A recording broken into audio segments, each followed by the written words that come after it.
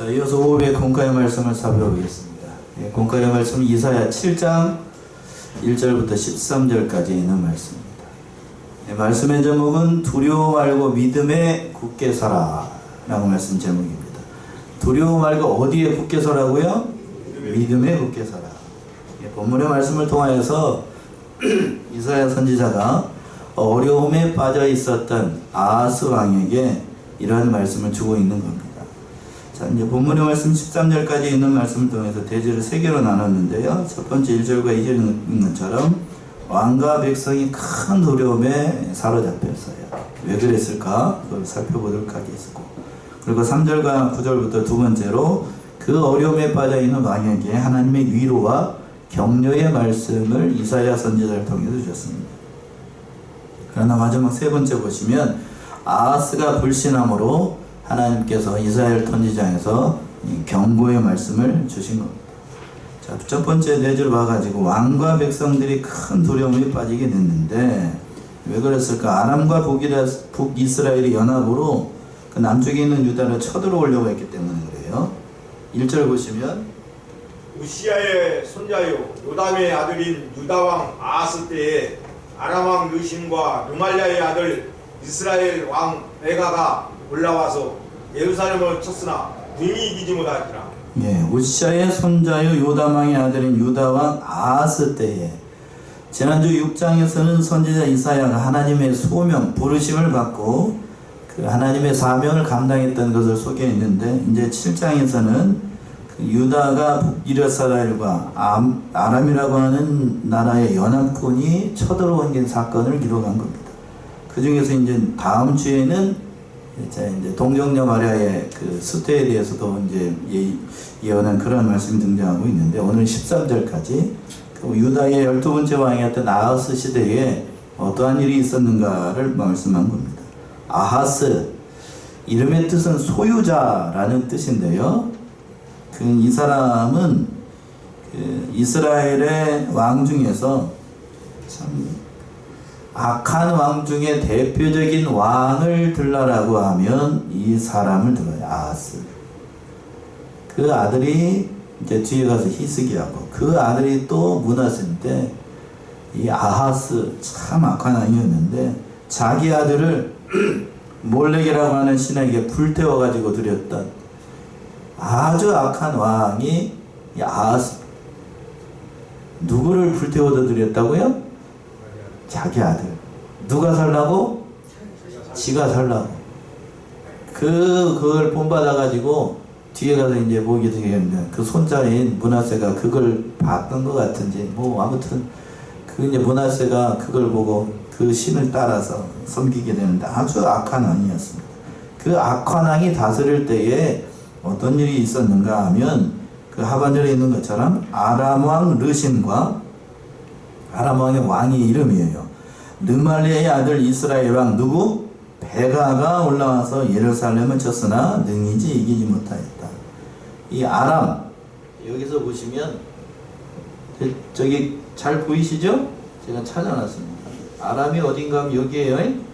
이 아람 북쪽에 있는 여기가 이제 그 이스라엘 땅이고, 그 북쪽에 아람 나라가 있고, 그리고 그쪽 옆으로 이 아수르라고 하는 나라가 있어요.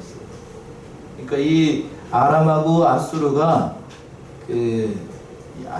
아람하고 이 북쪽에 있는 이스라엘하고 그 동맹을 맺었어요. 왜 그런가 하면 신생국이었던 아수르가 그 아람을 자꾸 쳐들어오고 북쪽에 있는 이스라엘을 자꾸 쳐들어오려고 그러는 겁니다.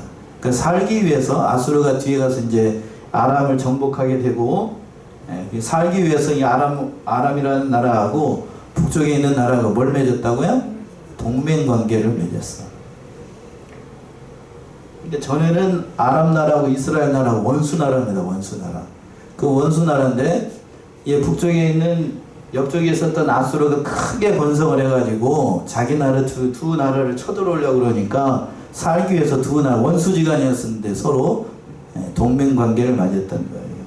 그래서 남쪽에 있는 유다에게도 북쪽에 있는 이스라엘이 도움을 요청을 한 겁니다.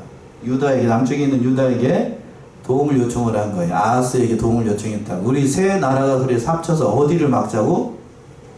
어디를 막자고 그랬어? 이 세 나라가 합쳐가지고 어디를 이기자?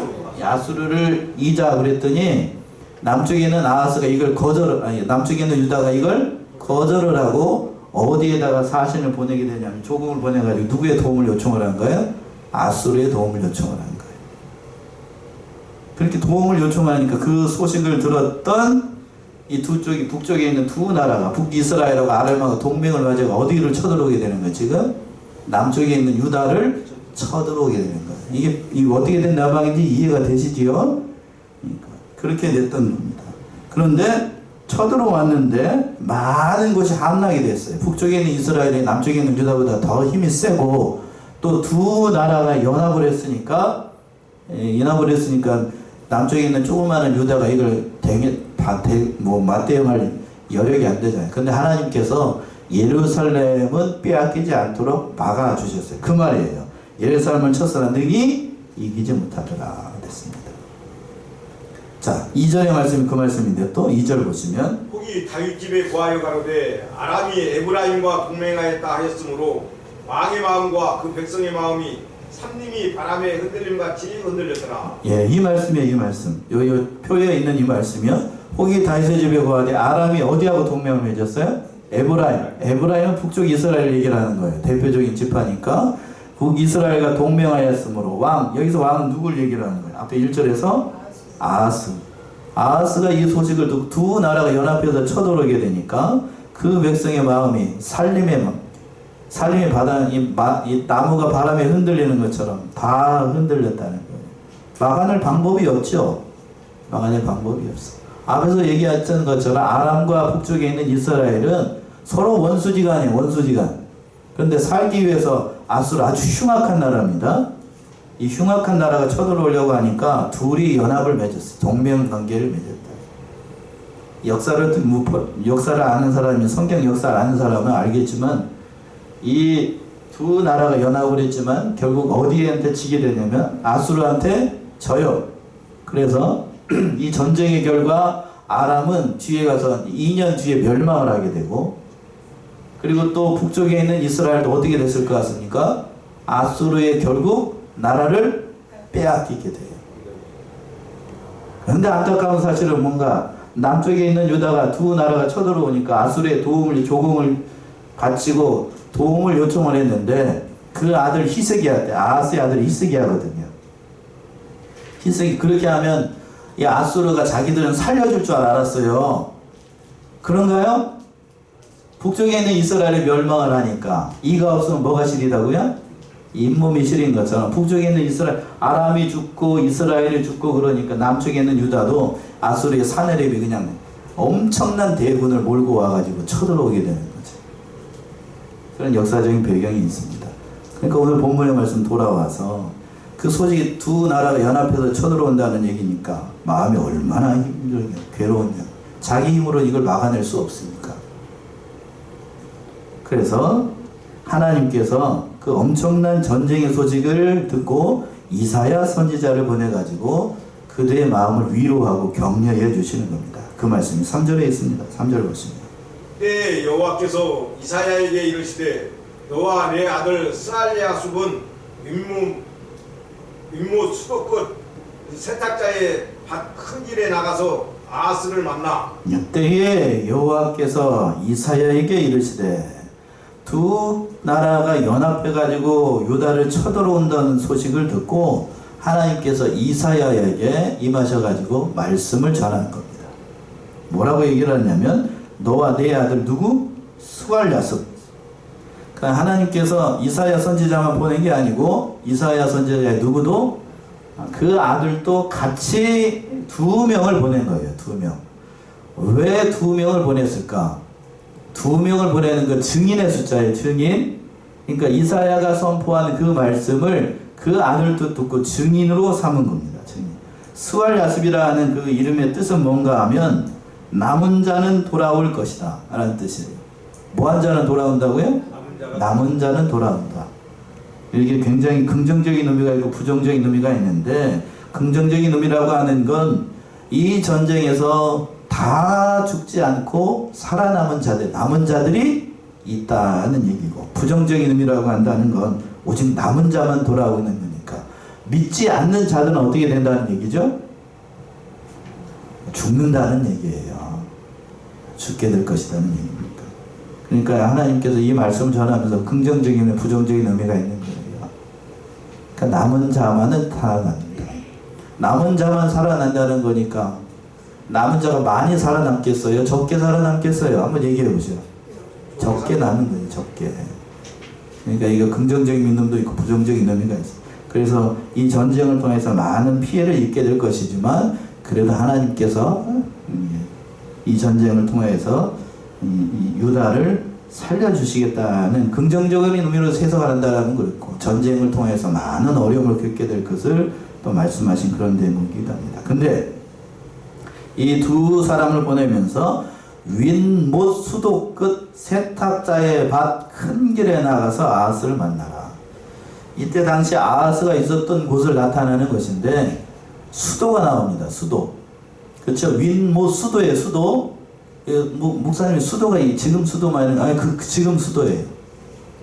그러니까 여기 이 수도가 아니고 물이 내려가는 그 도로 수로. 예, 그거를 얘기를 하는 거예요. 윈못이라고 하는 것은 위에 있는 큰 못, 연못이죠. 연못에서 뭐를 끌어내기 위해서 이 수로를 끌어내기 위해서 아하스가 그곳에 나갔던 거예요. 전쟁이 일어나게 되면 가장 필요한 것이 식량과 뭐지요? 물이에요. 물. 특별히 이스라엘 땅은 물이 풍성한 땅이 아니고 굉장히 건조한 지역입니다. 그러니까 전쟁을 치르려고 하면 식량이 중요합니다. 뭐가 있어야 돼? 물이 있어야죠. 물이 있어야 되니까 윈못에 가가지고 예루살렘이 그 고지대예요.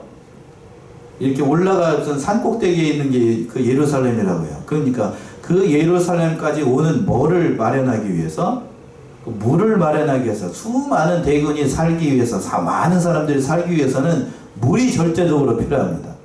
그래서 그 전략적으로 중요한 예루살렘 가까이 있는 곳에 뭐 신학학자들에 따르게 되면 기드론 골짜기에서부터 어느 골짜기에 이르는 그곳이라고 주장을 하는데, 히스기야 때 아하스의 아들이었던 히스기야가 그 이제 아버지가 마련했던 그 못에서부터 시작하다가 지하로 땅 밑으로 터널을 패가지고 예루살렘 성 밑으로 큰 우물을 만들었어요. 그렇게 많은 사람들이 거기서 물을 마시고 또 뭐를 한다고 그랬어요?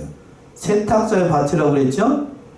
세탁자의 밭이라고 하는 건 거기에서 물이 많으니까 뭐까지도 할 수 있다는 거예요. 빨래. 이게 뭔 말인지 제가 어제 말씀 알았어요. 여기 정읍천에서도 예전에 물이 좀 맑았을 때는 사람들이 지금은 세탁기로 다 빨래를 합니다만, 천에 나와가지고, 내천에 나와가지고 뭐를 했어요? 다 여기다 방망이로, 아이고 해보셨어요? 그 얘기를 지금 얘기를 하는 거예요. 그 수로에 나와가지고 많은 사람들이 빨래까지 할 정도로 그 큰 길이라고 그랬잖아요. 작은 길도 아니고 큰 길. 그러니까 전쟁이 일어날 것 같으니까 아하스가 먼저 제일 중요한 것이 뭐다? 살아남기 위해서는 물이 중요하다. 물이 없으면 며칠 못 버팁니다. 식량이 없으면 그래도 며칠 버티는데, 물이 없으면 많은 사람들이 물 안 먹으면은 하루만 물을 안 먹으면, 여러분 한번 식사하시고 난 다음에 물 안 드시고 며칠이나 견딜 것 같아. 물 안 마시고 며칠이나 견딜 것 같아. 며칠 못 견뎌요? 하루도 견디기 어려울 거예요. 물 안 마시면. 금식을 해도 뭐를 마셔야 되냐면, 뭘 마셔야 됩니까? 물은 마셔야 돼요. 금식을 할 때에도 물하고 약간의 뭐를 먹어야 되냐면 소금. 그래야 탈수 증상이 안 나타나가지고 견딜 수가 있습니다. 근데 아무것도 안 먹으면 어떻게 되는가? 오래 못 견뎌요. 오래 못 견딘다고. 그걸 잘 아는 아하스가 전쟁을 오래 승리로 이끌기 위해서 물이 없으면 견딜 수가 없으니까 그걸 방비하기 위해서 이 수도가 그 큰 못에 가가지고 거기 있었던 겁니다. 그래서 거기에 가게 되면 아하스를 만나게 될 것이다. 그러니까 여기서 보게 되면 아하스라고 하는 왕이 악한 왕이기는 했지만 인간적인 지혜는 있었다 없었다? 인간적인 지혜가 없었으면 왕 노릇 하겠습니까? 네, 못하죠. 수도도 정비하고 수로도 정비하고 우리나라 얘기하는 전쟁을 두 나라가 연합해서 쳐들어오니까 그 높은 산 꼭대기에 있는 성이 버틸 수 있는 비결은 물론 식량도 중요합니다. 많은 사람들이 그 성 안에 들어와 가지고 절대적으로 뭐가 중요하다? 물이 중요하다. 물을 확보를 하는 거고, 그리고 예루살렘은 산 위에 있어요. 산 위에, 이렇게 산 위에 예루살렘 성이 있다고. 그러니까 물이 있고 식량이 어느 정도만 버티면 그 옆에 있는 다른 그 쳐들어오는 군대들은 뭐가 없겠어요? 반면에 식량은 있는데 뭐가 없겠어요? 건조한 땅이니까 물이 없어요. 그러니까 거기에서 꼼짝 않고 뭐 얼마큼만 한 달, 두 달만 버티면 전쟁에서 어떻게 할 수 있다? 이길 수 있다. 그걸 계산해 넣은 거죠. 그래서 물을 정비하려고 거기에 갔던 겁니다. 그런데 이 물을 정비를 할 게 아니고 다른 방법을 정비를 할 게 아니라 뒤에 가서 보시게 되면 그렇습니다. 또 다른 방법을 준비를 하는데 물만 준비를 한 게 아니고 이 야수라라고 하는 나라의 도움을 요청을 해요. 그건 뒤에 가서 살펴보기로 하고 조공까지 바치면서 그런 인간적인 방법을 쓸 게 아니라 누구를 의지해야 됩니까? 하나님을 의지해야죠. 그러나 아하스는 그런 정도의 믿음을 가진 왕이 아니었습니다. 그러니까 그걸 잘 아시는 하나님께서 이사야 선지자를 보내가지고 두려워 말라라고 말씀하고 위로의 말씀으로 격려를 해주시는데 4절이죠. 4절 보시죠. 그에게 이르기를 너는 삼가며 종용하라. 아람 왕 르심과 르말리아의 아들이 심히 노할지라도 연기나는 두 부직갱이 그루터기에 불과하니 두려워 말며 낙심치 말라. 예, 그에게 이르기를 너는 삼가며 종용하라. 삼가며 조령하라. 이 삼가다는 얘기는 하나님 앞에 자신을 잘 삼는 잠잠하게 하나님을 구하고 스스로 자거책을 구하지 말고 하나님 앞에 그 아들이 그랬던 것처럼 무릎 꿇고 여호와의 도우심을 간구하라는 의미예요. 또 조용하라는 얘기는 흔들리거나 이렇게 낙심하거나 요동치지 말고 평온한 가운데 하나님의 도우심을 구하면서 그 외부적인 환경만 바라보지 말고 하나님을 바라는 마음으로 흔들림이 없는 그러한 믿음을 갖기를 바라는 마음으로 이사야 선지자를 통해서 삼가며 어떻게 하라? 조용하라. 요란 떨지 말라. 분주하지 말라. 마음이 산심이 되지 말라. 라고 이렇게 얘기를 했던 거예요.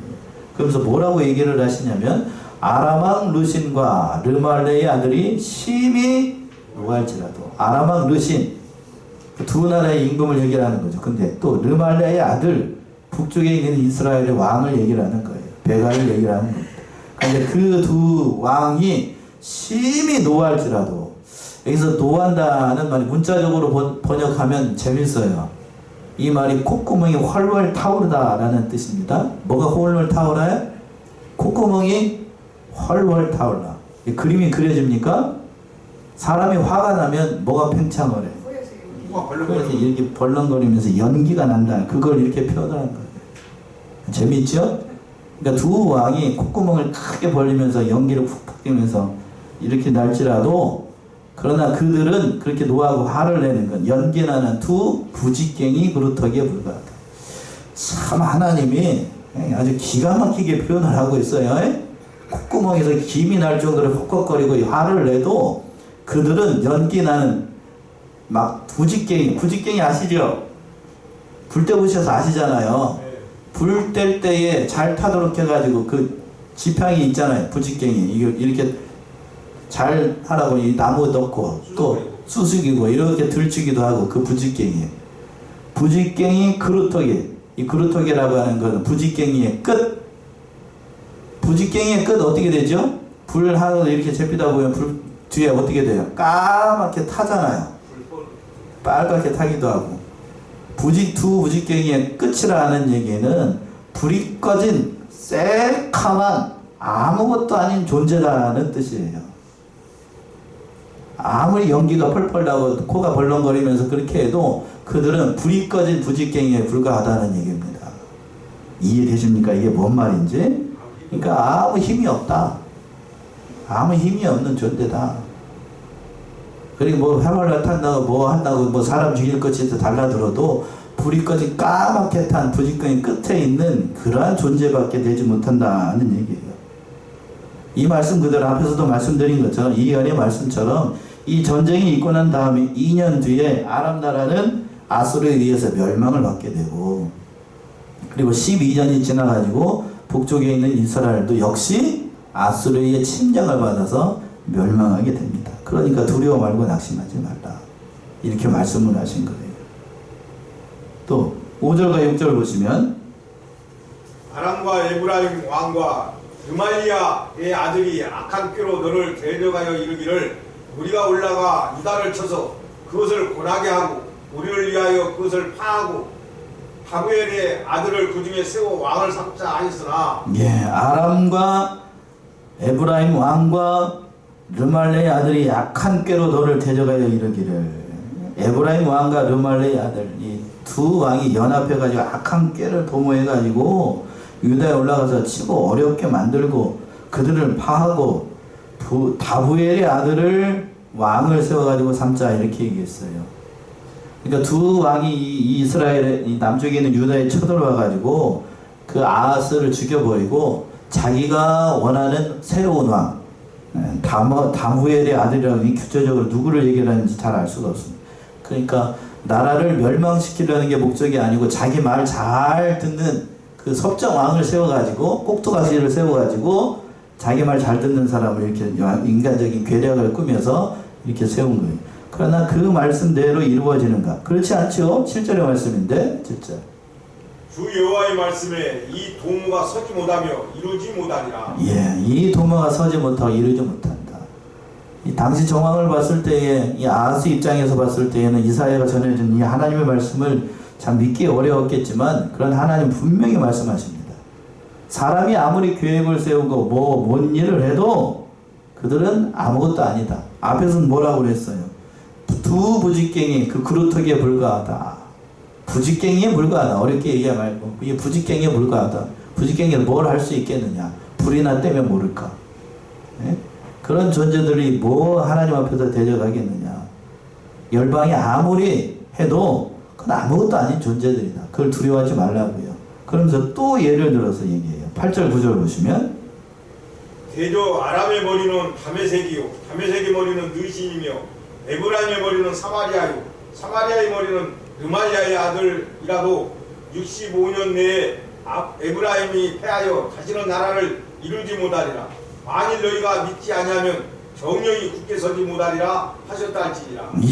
자, 이 말씀을 얘기를 하는 이유를 우리가 잘 알아야 되는데, 대저 아람의 머리는 어디고? 다메섹이고, 다메섹의 머리는 느신이고, 에브라임의 머리는 사마리아고, 사마리아의 머리는 르말리아의 아들이라도 65년 내에 에브라임이 어떻게 된다? 폐하해가지고 다시는 나라를 이루지 못한다 라고 말씀하셨는데, 왜 머리 이렇게 얘기를 하면 이렇게 얘기를 했을까? 이 말씀을 하시는 이유는 그 머리 해가지고 얘기를 하는 건 다 그들의 머리는 누구라는 얘기에 결국 사람 머리에 불과하고, 북쪽에 있는 아람이나 북쪽에 있는 이스라엘이 의지하는 건 사람 왕이라는 거예요. 사람 왕. 그런데 남쪽에 있는 유다의 머리는 사람이 아니고 누구라는 얘기죠? 하나님이라는 얘기예요. 만국을 주장하시고 만국을 통치하시는 하나님이 함께 하시는 유다는 감히 인간왕 따위가 하나님을 대적할 수 없다는 얘기예요. 그들은 어떻게 되는가? 65년 내에 에브라임이 패해가지고 다시는 나라를 이루지 못한다. 이 예언대로 이 북쪽에 있는 아람도 역사 속에서 사라지고, 또 북쪽에 있는 북이스라엘도 이 말씀 그대로 이루어져 가지고 사라지게 돼요. 65년이라고 했는데 정확하게 얘기하면 므낫셋 22년에 북쪽에 있는 이스라엘 이미 멸망을 했는데, 그 마치 65년이라고 하게 되면 어떤 때냐면 그 아수르 왕이 북쪽에 있는 이스라엘을 다 멸망을 시키고 마지막까지 남은 에브라임의 사람들을 다 쫓아내고 이방 땅으로 다 데리고 가버렸어. 완전히 철저하게, 그러니까 북쪽에 있는 이스라엘 완전히 멸망시켜버렸어. 다시는 나라를 이루지 못. 이 말씀 그대로 이루어졌어요. 이 말씀 그대로. 그런데 이 말을 믿지 못하면, 만일 너희가 믿지 아니하면 정령이 주께서. 그런데 이 말씀을 듣고 있는 그 말씀들 믿지 않게 되면 하나님을 믿으라는 얘기, 쉽게 얘기해서 그 바람 믿지 말고 하나님을 믿으면 하나님께서 가물이 강한 대적이라도 물리쳐 주시고 그거 해체니까 하나님을 믿으라. 믿음 없는 사람 되지 말고 믿는 사람 되라. 하나님께서 너희와 함께 할 것이니. 그런데 마지막 세 번째 대시에 보시게 되면 이 아하스가 이 이사야의 말을 듣고 말씀을 듣고 잘 따라갔으면 좋겠습니다만 아하스가 그렇게 하지 못해요. 10절과 11절 보시면 여호와께서 또 아하스에게 일러 가라사대 너는 내 하나님 여호와께 한 징조를 구하되 깊은 데서든지 높은 데서든지 구하라.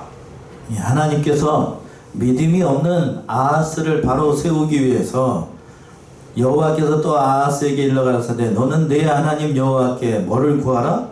징조를 구하라 라고 했어요. 여기서 말하는 징조는 예언이나 이적이 진실로 이루어진지를 보여주는 표적을 얘기를 하는 거예요. 표적. 그러니까 하나님께서 징조를 구하라 라고 했으니까 이스라엘 선지자를 통해서 하나님께서 이적을 구하라, 징조를 구하라 라고 했으니까 징조를 구하면 될까요? 안 될까요? 징조를 구하라고 했으니까 징조를 구하면 되는 거예요.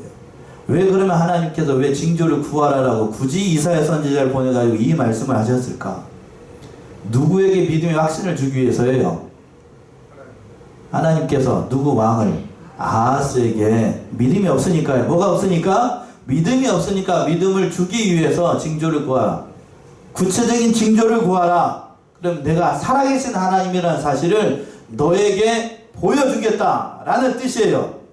그러니까 아하스가 하나님을 믿는다라고 하면 마땅히 징조를 구하면 되는 거예요. 이 말씀을 하신 이유는 누구에게 믿음이 있는가, 아하스에게 믿음이 있는가, 믿음이 없는가를 보시기 위해서 제안한 것이고, 그리고 믿음을 통하여서 하나님을 잘 믿고 그 어려움 가운데 있는 그 모든 현실들을 이겨내고 하나님의 뜻대로 잘 순종하는 그런 왕이 되길, 믿음의 왕이 되기를 하나님이 바라는 마음으로 이렇게 말씀을 하신 겁니다. 그런데 그 말씀을 구할 때에 깊은 데서든지 높은 데서든지 구하라. 자, 여기서 깊은 데라고 하는 것은 은부를 얘기를 해요. 땅 끝. 그리고 높은 데라고 해서 어디를 얘기를 할 것 같아요? 하늘을 얘기해요. 하늘과 땅 끝, 천국과 지옥, 이 모든 피조 세계에서도 무엇이든지 다 구하라. 그럼 누가 응답하겠다는 거예요? 하나님이 응답하겠다. 전혀 불가능한 것이라도 할지라도 네가 무엇을 구하든지 내게 응답하겠다라고 얘기를 하는 거예요. 그러니까 이 말씀 보게 되면 하나님께서 이 아하스가 믿음이 없는 걸 잘 아시기 때문에 뭘 구하든지 구해보라는 거예요. 그러니까 갑자기 사사 기드온이 생각이 납니다. 하나님께서 기드온을 부르실 때에 이적을 구하라고 했죠. 이적을 구하면서 기드온이 얘기를 했습니다. 사사기 6장에서 보시게 되면 그 모든 일들을 통하여서 하나님 앞에 그 이적을 구했었는데 6장을 한번 가봅시다. 사사기 6장 36절에서부터 40절까지 한번 봅시다. 36절. 기드온이 하나님께 여짜오되 주께서 이미 말씀하신 같이 내 손으로 이스라엘을 구원하려 하시거든 보소서 내가 양털 한 뭉치를 하나마당에 두리니 이슬이 양털에만 있고 사는 땅은 마르면 주께서 이미 말씀하신 같이 내 손으로 이스라엘을 구원하실 줄 내가 알겠나이다 하였더니 그대로 된지라. 이튿날 기드온이 일찍이 일어나서 양털을 쥐하여 이슬을 짜니 물이 그릇에 가득하더라. 기드온이 또 하나님께 여짜오되 주여 내게 진노하지 마옵소서. 내가 이번만 말하리이다. 구하옵나니 나로 다시 한번 양털로 시험하게 하소서. 양털만 마르고 사면 땅에는 다 이슬이 있게 하옵소서 하였더니 이 밤에 하나님이 그대로 행하시니 곧 양털만 마르고 사면 땅에는 다 이슬이 있었더라. 예, 하나님께서 기드온을 전쟁에 보내시기 전에 그 어려움에 빠진 그 기드온의 믿음을 세워주기 위해서 기드온이 하나님께 이적을 구한 겁니다. 처음 그 적은 뭐냐 하면 다른 땅은 다 마르고 양털에만 뭐가 있기를? 이슬이 있기를 구했어요.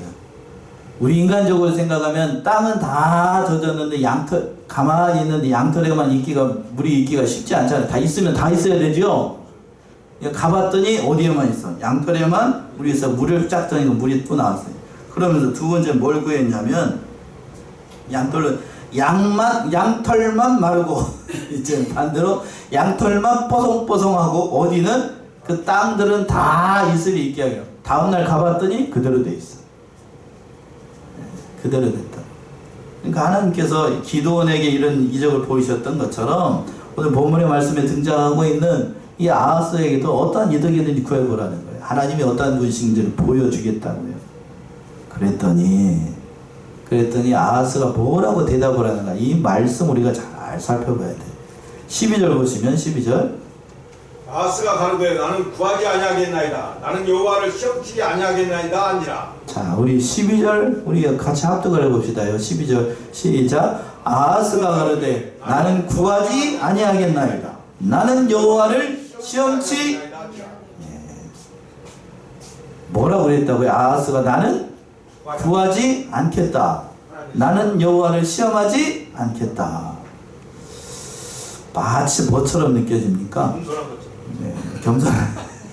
또 뭐가 있는 것처럼, 믿음이 있는 것처럼 얘기해요.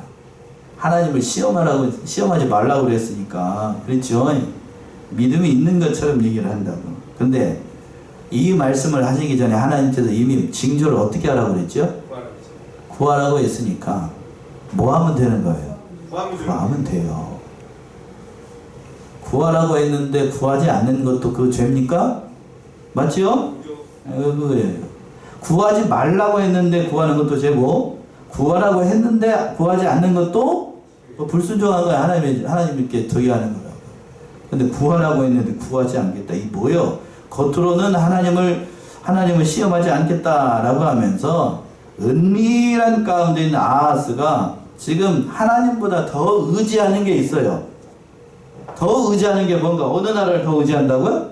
하나님보다 더 믿고 있는 구석이 있어. 어느 나라를? 아수르를 더 의지했어요. 열왕기하 16장 봅시다.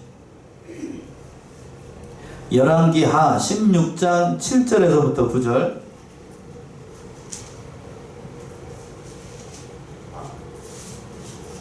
열왕기하 16장 7절에서부터 9절.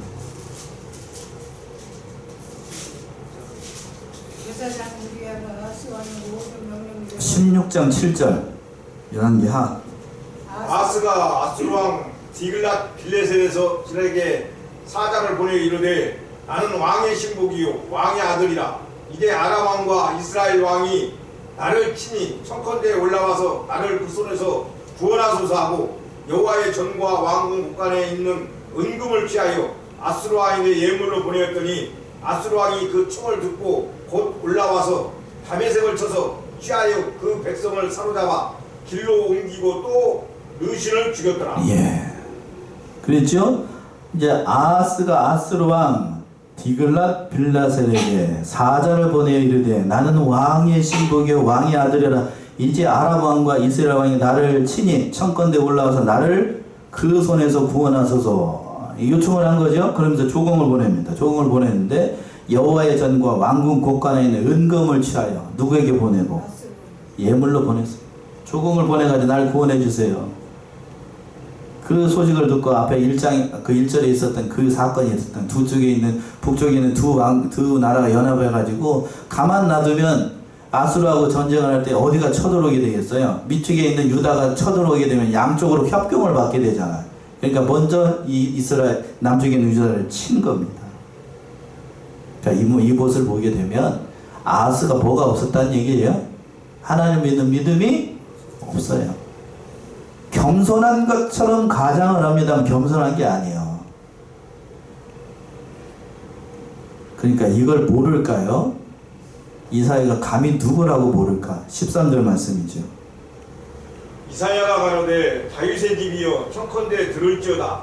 너희가 사람을 괴롭게 하고 그것을 작은 일로 여기서 또 나의 하나님을 괴로우시게 하려느냐. 예, 이사야가 가로되 다윗의 집이여 청컨대 들을지어다.